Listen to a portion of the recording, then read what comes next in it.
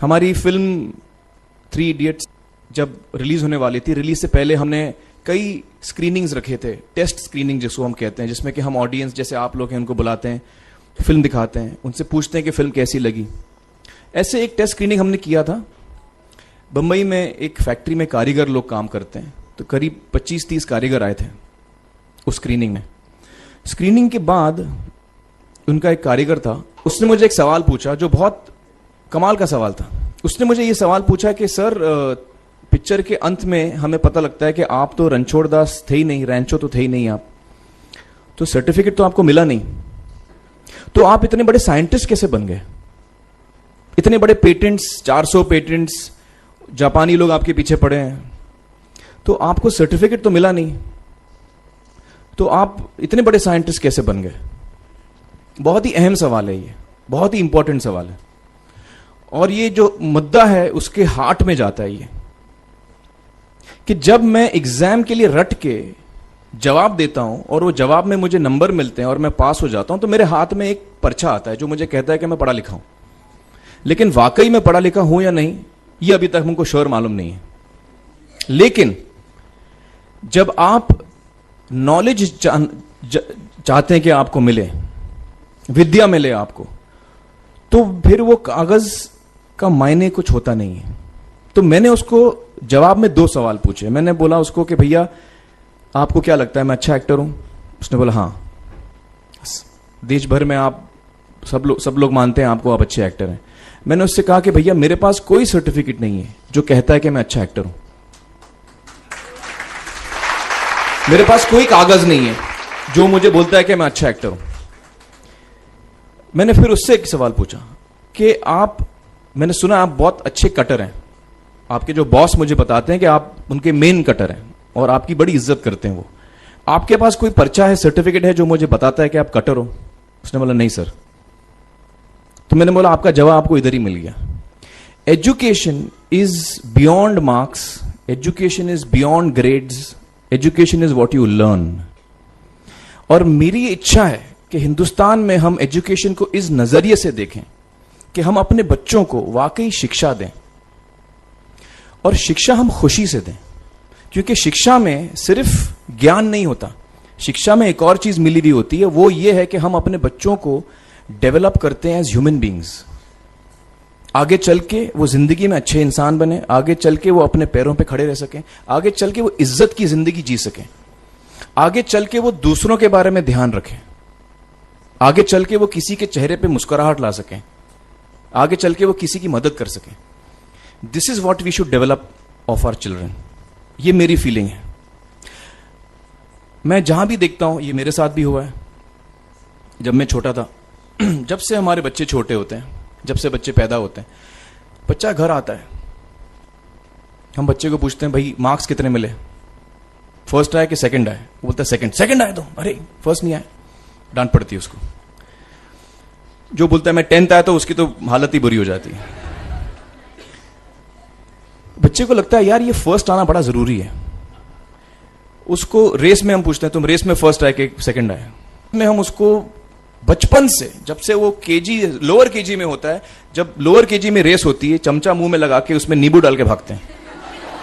उसमें भी हम बच्चे को पूछते हैं अरे मेरा बेटा फर्स्ट आएगा, ला, ओ बेटा मेरा फर्स्ट आना, मतलब पेरेंट्स चिल्ला रहे हैं बेटा भागो, मतलब नींबू लेके भागो।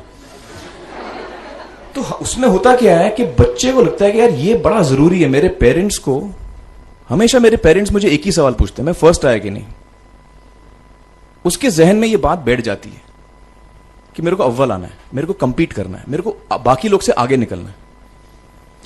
टीचर्स भी यही सवाल उसको पूछते हैं आमतौर पे, मेरे साथ हुआ है। होता क्या है कि जब वो बच्चा 21 साल का होता है तो वो बड़ा सेल्फिश हो जाता है, और उसको सेल्फिश हमने बनाया, हमारे सिस्टम ने बनाया। वो अपने बारे में सोचता है और किसी के बारे में नहीं सोचता, क्योंकि यही हमने उसको ट्रेन किया बचपन से। बचपन से हमने उसको यही ट्रेन किया कि बेटा तुम पहले आना, बाकी सब लोग को भूल जाओ। तो जब वो नौजवान बनता है तो उसका नजरिया सोसाइटी की तरफ यही हो जाता है कि भैया मुझे आगे बढ़ना है, बाकी सब बाय हुक और by crook I must succeed, I don't care about anybody else. मेरा ये दिल कहता है, मेरा ये दिल चाहता है कि अगर हम जितने यहां पेरेंट्स हैं एडल्ट्स हैं, यंगस्टर्स हैं जो कल जाके पेरेंट्स बनेंगे, अगर हम अपने बच्चों को ये सीख दें जब वो छोटे हैं, जब वो घर आए हम उसको ये सवाल पूछें, ये नहीं पूछें कि मार्क्स कितने मिले, उसको ये पूछें कि बेटा आज तुमने किसकी मदद की, आज तुमने किसके चेहरे पे मुस्कुराहट लाई। अगर हम उसको ये पूछें तो उसको ये लगेगा कि यार जरूरी ये है, मेरे पेरेंट्स मुझे हमेशा ये पूछते हैं, मार्क्स का तो कभी पूछते नहीं, वो मुझसे ये पूछते हैं कि भैया तुमने किसको हेल्प किया आज। तो हेल्प करना लोगों को, लोगों के बारे में सोचना, लोगों के चेहरे पे मुस्कुराहट लाना, ये मेरे पेरेंट्स के लिए बड़ा इंपॉर्टेंट है। साइकोलॉजिकली वो इस चीज के साथ बड़ा होगा, स्कूल वही जाएगा, पढ़ाई लिखाई वही करेगा, वो उसका नजरिया थोड़ा बदल जाएगा। जब वो बच्चा नौजवान बनेगा, 21 साल का होगा, और सारे बच्चे उस उम्र के जब 21 साल के होंगे, हमारी सोसाइटी चेंज हो जाएगी।